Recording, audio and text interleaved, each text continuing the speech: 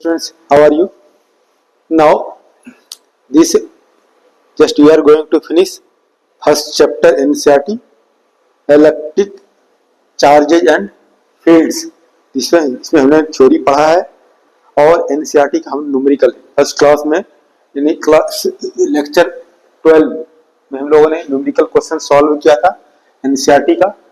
Now some more numerical questions we can solve from NCERT book. So now you can see class 12 physics chapter first electric charges and fields NCERT lecture 13 last take lecture. Okay, NCERT exercise questions we are doing.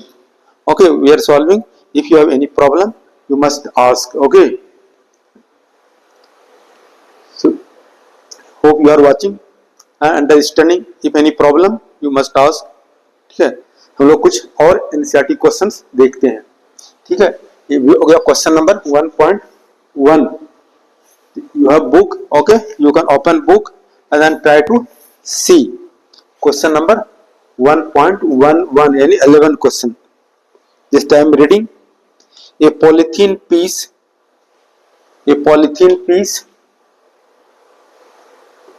rubbed with wool. Polythene piece rubbed with wool. जब rub करते हैं तो दोनों क्या हो गया, charged हो गया. ये polythene piece rubbed with wool is found to have a negative charge of -3.2 into 10 to the power -7. यानी पॉलीथीन पर क्या हो गया, निगेटिव चार्ज हो गया और वूल पर क्या हो गया, पॉजिटिव चार्ज हो गया. जब रब किया पॉलीथीन और वूल को तो this polythene is negatively charge. How much charge, -3.2 into 10 to the power -7 coulomb. ठीक है, यानी ये निगेटिव जब दोनों को रब किया तो ये निगेटिव हो गया, यानी इलेक्ट्रॉन ट्रांसफर किया किससे, वूल से पॉलीथीन में. इस तरह से इलेक्ट्रॉन ट्रांसफर किया. The electron is losing, wool is losing electron, so this will be positively charge. Wool will be positively charge and polythene is receiving, gaining electrons, so this will be negatively charged. How much negative charge, -3.2 into 10 to the power -7 coulomb. Okay, after that there are two questions, A and B. A में देखो क्या है, estimate the number of electrons transferred from which to which. अब किससे किससे, यानी क्या होगा, इलेक्ट्रॉन ट्रांसफर किया wool to polythene. How many electron transferred, तो you have read quantization of charge Q is equal to n ई.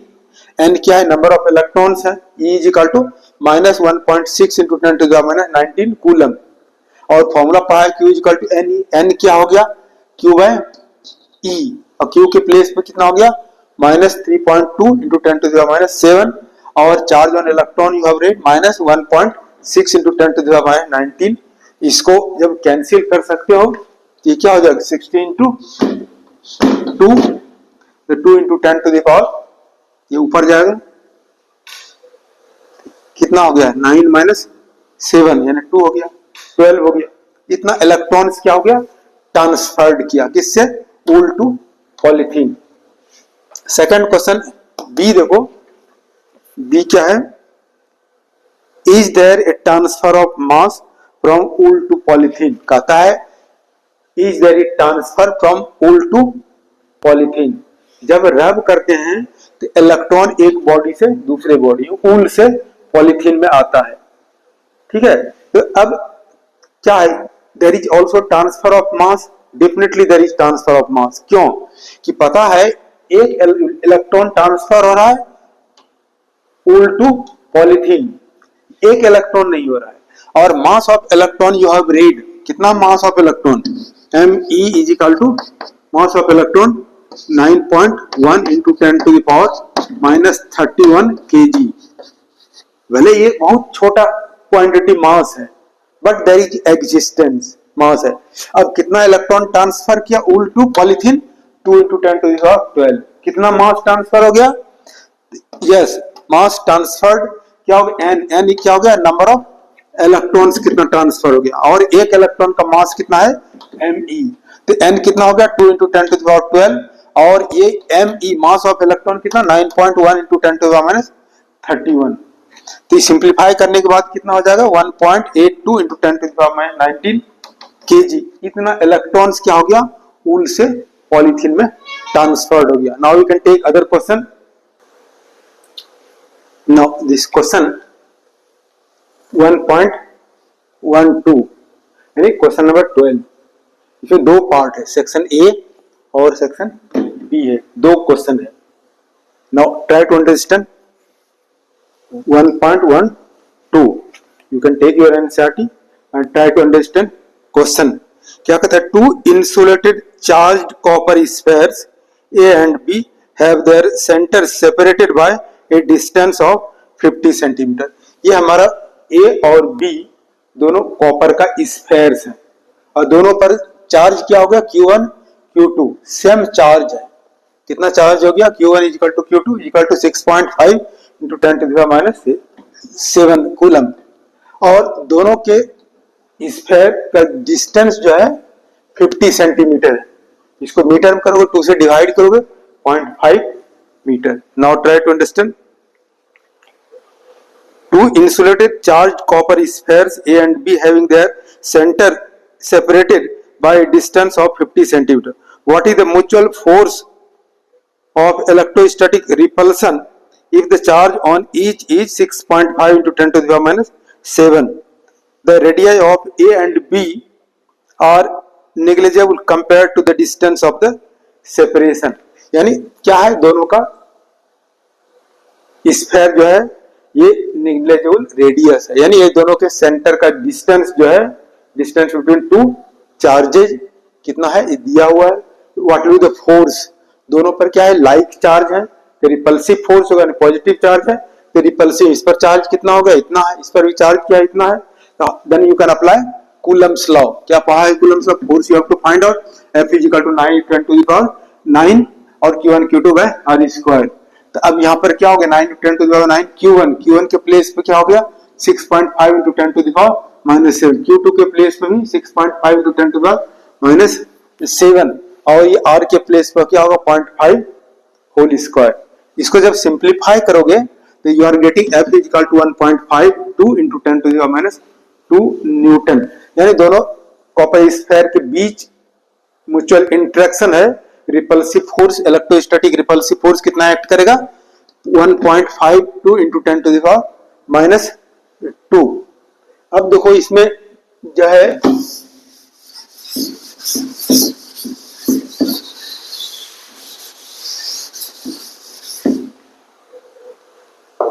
दूसरा क्वेश्चन है, ठीक है। दूसरा क्वेश्चन बी क्या है, what is the force of repulsion if the sphere is charge double the above amount. इस पर चार्ज Q1 है, इस पर चार्ज Q2 है। अब क्या क्या सेम चार्ज है, चार्ज को क्या कर डबल कर दिया, डबल क्या Q1 dash is equal to Q2 dash is equal to 2Q, 2 और Q के प्लेस पे 6.5 इंटू 10 टू द माइनस 7। दोनों का चार्ज क्या कर दिया डबल कर दिया, ठीक है। और what is the force of repulsion if each sphere is charged double the above amount and the distance between them is half। दोनों के बीच का डिस्टेंस जो है ये r dash is equal to क्या हो गया ये r बाय 2 यानी हाफ r, हाफ और r जो है कितना है 0.5 है और इसको 0.5 को डिवाइड करोगे 2 से 0.25 मीटर। अब now you can apply find out करना क्या है, अब force find out what is the force between two charges. F dash is equal to क्या हो गया 9 into 10 to the power 9 Q1 this Q1 dash into Q2 dash by R by 2 whole square. अब यहां से देख सकते हो ये 9 into 10 to the power 9 Q1 dash के प्लेस पे 2Q और Q2 डैश के प्लेस पे 2Q2। अब यहाँ पर क्या है R2 स्क्वायर बाय 4। इसको जब सिंप्लीफाई करेंगे तो ये F इज इक्वल टू क्या हो जाएगा, ये 4 ऊपर जाएगा 2 इंटू 2 4 हो गया, 4 इंटू 4 क्या हो जाएगा ये 2 इंटू 2 4 और ये 4 से मल्टीप्लाई करोगे 16 हो गया। अब यहां पर क्या है हमारा 9 इंटू 10 टू द पावर 9। अब यहां Q1 इंटू Q2, इसके प्लेस पे क्या पुट कर सकते हो, ये वैल्यू पुट कर सकते हो, this value Q into Q हो गया। अब Q के प्लेस पे Q into Q, Q square हो जाएगा, यानी 6 पॉइंट, Q के प्लेस पे 6.5 into 10 to the power -7 whole square हो जाएगा, यानी क्या है Q into Q square, 2 into 2 और ये 16 हो गया, Q इंटू Q स्क्वायर हो जाएगा, और Q स्क्वायर Q के प्लेस पे क्या है 6.5 इंटू 10 टू द पावर 6, इसको स्क्वायर कर सकते हो। अब यहाँ क्या हो गया, ये R स्क्वायर, ठीक है, R स्क्वायर यानी 0.5, R के प्लेस पे 0.5 यानी R डैश कंसीडर कर सकते हो, ये R डैश स्क्वायर हो जाएगा, तो ये R स्क्वायर हो जाएगा। R का वैल्यू कितना हो गया, ये पुट करोगे,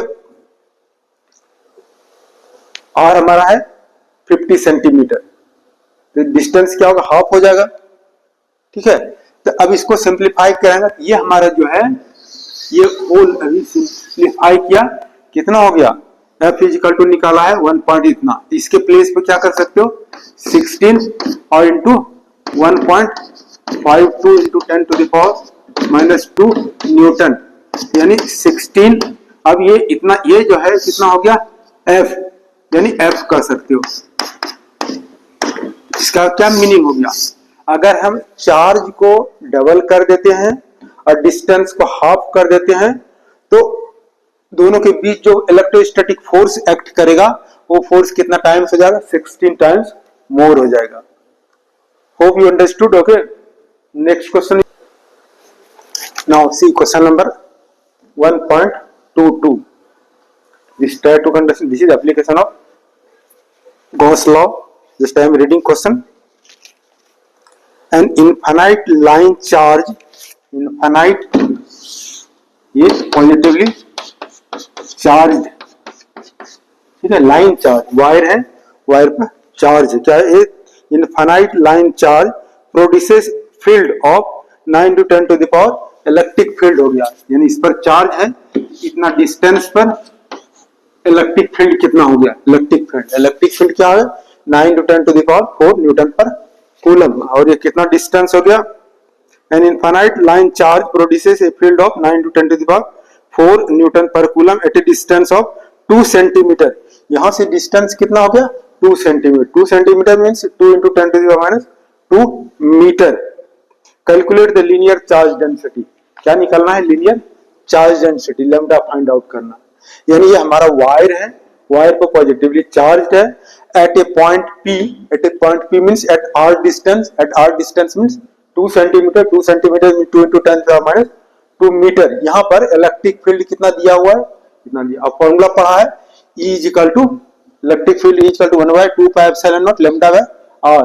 तो इसको क्या करते हैं, यहाँ 2 से मल्टीप्लाई कर देते हैं, तो क्या हो जाएगा, 2 यहाँ हो गया और 1/4 पाई एप्सिलॉन नॉट। अब देखो E का वैल्यू दिया हुआ है 9 टू 10 टू द पावर 4, अब इसके प्लेस पर क्या लिख सकते हैं, 9 टू 10 टू द पावर 9 और ये 2 लैम्डा, ये r जो है, r क्या हो गया 2 इंटू 10 टू द पावर -2।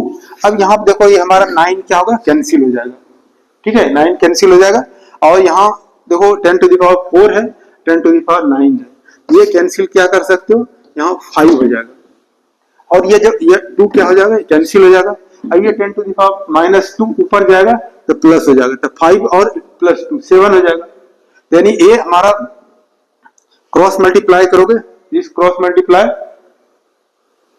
ठीक है, यानी क्रॉस मल्टीप्लाई करोगे तो क्या होगा, 5 lambda 10 to the power 5 is equal to 1, cross multiply करोगे तो क्या हो गया 10 to the power 5 into lambda is equal to 1, ये ऊपर जाएगा तो 5 पावर हो गया, ये ऊपर जाएगा तो क्या हो जाएगा, ये ऊपर जाएगा तो पावर 7 हो जाएगा, ठीक है, और 7 हो जाएगा 10 टू द 1। तो now lambda is equal to क्या होगा 1/10 to the power 7 means 10 to the power -7, यहाँ हो गया, therefore lambda is equal to 10 to the power -7 coulomb per meter. In this way you can solve the question or study. Okay, from next day we can start next chapter, that is electrostatic potential and capacitance. Thank you for watching. In this way you can watch a study. Gradually I will make video and also I try to teach you regularly. Okay, hope you understood. Thank you very much for watching. Please like, subscribe and share. Thank you very much.